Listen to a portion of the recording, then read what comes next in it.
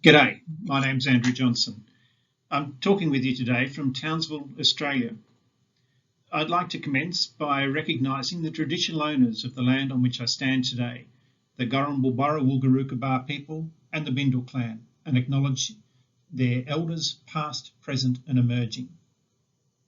It may seem odd that I'm talking with you about COVID-19 here in Townsville and from Queensland. Australia overall has had only 37,000 cases of COVID-19 throughout the pandemic, and 90% of those have occurred only within two major cities. Our reality is that we've been very much spared by this pandemic. What I'm going to talk with you about is how we set up in the initial phases of the pandemic when we were expecting overwhelming numbers of patients to be coming through our doors and for our system to be overwhelmed. At that time, I was taking leave from my usual job on secondment to one of Australia's largest hospitals, the Princess Alexandra Hospital in Brisbane. There, my role was the Health Incident Controller for the pandemic response. I was new on the job. I knew no one. I really was finding my way.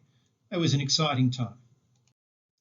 The organisation structure was very familiar to me, much like every other hospital that I'd worked in or been a part of.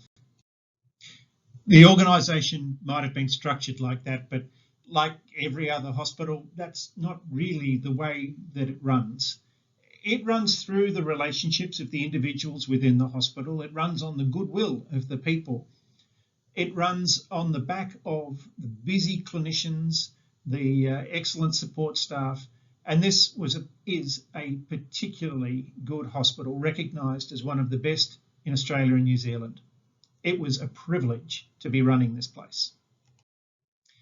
Early in my time at Princess Alexandra Hospital, we had a meeting within Queensland of all of the major health facilities and those that were mounting the pandemic response. The meeting was headed up by our Chief Health Officer, Dr. Jeanette Young. Dr. Young outlined to us what was being seen internationally and what we were to expect in Queensland. And this was an enormously confronting experience. We were directed to find the ways of tripling our capacity to receive COVID-like patients in our emergency departments and to double our capacity for intensive care management. The message was clear. Not only did we have to prepare ourselves to build the capacity in our hospitals to receive patients, but we also needed to work out how we were going to keep people doing the physical distancing in our hospitals to prevent the hospitals themselves from becoming a nidus of infection. And we had to prepare our staff psychologically, physically, and with the rosters to enable us to function with less people under greater stress. We had to prepare for the deluge. As with all such challenges, which we manage as emergencies, the trick is to get the right people in the room, to get those who can mobilise the resources, who can influence the organisation, who can get things moving to enable us to deliver on what's required. Normally, for the Princess Alexandra, known as the PA, they had only dealt with very short-lived events. This was going to be something different, and it required us to take a different and more engaged approach than we were used to. In Australasia, we have a standard approach that we take with disaster management. And an emergency operations centre is set up in any facility or emergency service in a very similar way. We have what we call the Emergency Operations Centre, which has an incident controller and cells to deal with logistics, operations, planning, communications, IT, etc. This is a very standard approach, and you can go from one facility to the next and be sure that you're going to find something very similar. COVID-19 presented us with different challenges, of course.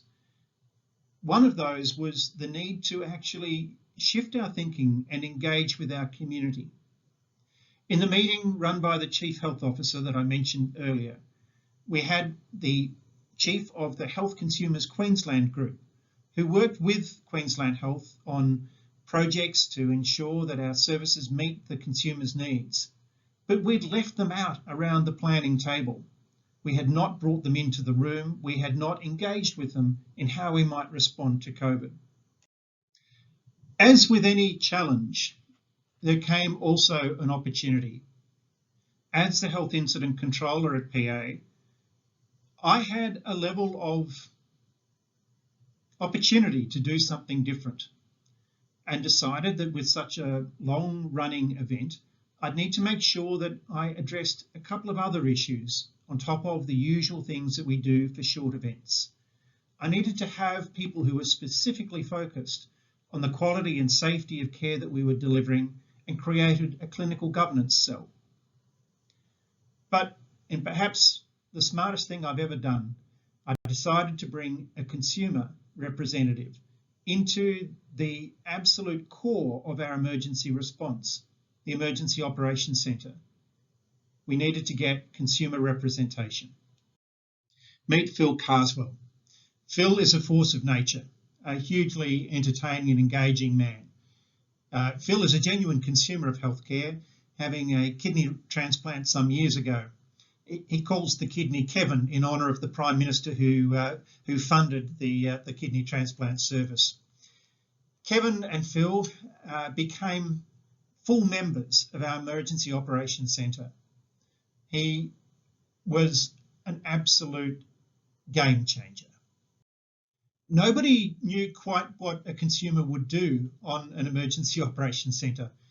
So I asked Phil, how do you think you can help us, please?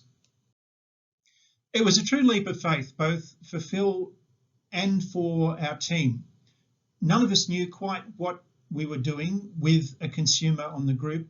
None of us knew how it would work out or what value would be added, but we knew it was something that we had to try. We came up with some simple rules of engagement. For this to work, we had to treat Phil as a full member of the Emergency Operations Centre. He, of course, needed to be able to turn up and engage. We had to develop a level of instantaneous trust that is quite rare in our system, meeting him only for the first time at our first meeting. We really didn't know what sort of expertise we could expect from a consumer. So one of the first things that Phil offered was to review our communications out to our community, to our patients who we were needing to postpone for treatment, for those who we were needing to move around the hospital. He helped us structure things in a way that was clear and understood by our various communities. Phil helped us to ensure that the services that we redesigned, the telehealth, the changes to our outpatient systems, the way that we structured the way people arrive, visit, etc., that all of that was comprehensible to our community and to our staff. We knew that a key part of our work was to make people feel safe in coming to hospital. Here we were creating a message that we wanted people to stay away, and yet at the same time we wanted them to feel safe in our care. Phil helped us with that messaging. One of the first things that we do when we look to change people's behaviour is to use signage. For better or for worse, whilst it may not work sometimes, signage does create a message for our community and it signals what we believe. Signage in the early stages of COVID here referred to social distancing. Social distancing may have been the message, but it's exactly the opposite of what we wanted. We wanted people to stay socially connected while they physically distance. Phil helped us to recognise this and helped us to fight with our communications people to get this message across, put it on the lift doors, put it everywhere. This is not about social distancing. This is about physical distancing. As a consumer of our service, Phil was in the unique position of actually being able to see our staff at work from a patient's perspective. This enabled him to reveal back to us in the Emergency Operations Centre exactly how people were faring at the front line. He was a sort of a secret shopper. Whilst we were all very conscious of needing to communicate our values of integrity, compassion, accountability, respect and engagement at all times through the response, Phil challenged us to bring in more of the human touch, bringing in the human values of kindness. When it comes to one of the most important things, hand hygiene, Phil looked at our signs reflecting the 5 moments of hand hygiene and said, how many of you truly understand this? This doesn't make sense to me. We all looked at each other and said, it doesn't make sense to us either. No one can remember what the 5 moments are. What we want is people to wash their hands before, after, and often. Transparency can be tough at any time, but in time of crisis, we tend to hold information very close to our chests. We don't reveal exactly what's happening because it changes so frequently. Phil helped us to recognise that by showing people that, we were able to communicate and gain a greater level of trust from not only our patients and community, but also our staff. We started to use visual representations to show where we were in our response and what we might expect should things get worse or improve. This really helped people to get a clear picture on our response. As in any disaster situation, we regularly sought to review how we were going. We did pulse surveys, we engaged with our staff in forums, and we did periodic debriefs as we went, trying to understand what we were doing well, what we needed to improve, and how we might go about doing that. One of the most consistent features that came up through that process when we were talking with the members of the Emergency Operations Centre were just how valuable the inputs were that changed the way that we saw our response. And that came largely down to how we engaged our consumer. When we tried to work out what had gone well, it came down to the reality that we hadn't told Phil what we wanted from Phil. We'd asked him how he might best contribute. We'd listened to him and we told him everything. There was no secrets. We treated him with respect. It seemed like he was in a process where we were transforming theory into practice in a really difficult time where the mantra was suddenly becoming real. He felt like he could really make a contribution. He felt like he was being listened to. He felt that he could raise any issue and it would be taken up and get an appropriate response.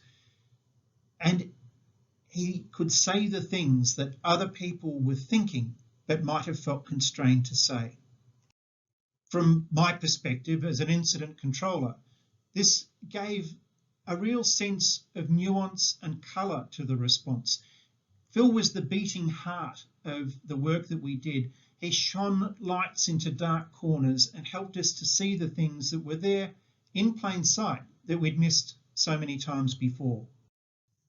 One of the things that we reflected on in thinking about the success of this leap of faith was this just about an extraordinary individual? Well, we came to the decision that actually there's an awful lot of extraordinary individuals out there. Yes, Phil did bring a set of talents and experience that really did help us. But as he was very quick to point out, he's not alone. In our bank of consumers, we have a range of people who have an enormous bank of skills and experience to bring to bear. It just required the courage to bring them on board. We always like to reflect after any significant event. And my reflection on working in that very charged environment of health incident control in an emergency operations centre in a major hospital in Australia, in that manic phase of preparation, was that I wouldn't do it without having a consumer at the table. It changed the way we thought. It changed the way we acted. It added so much to our response.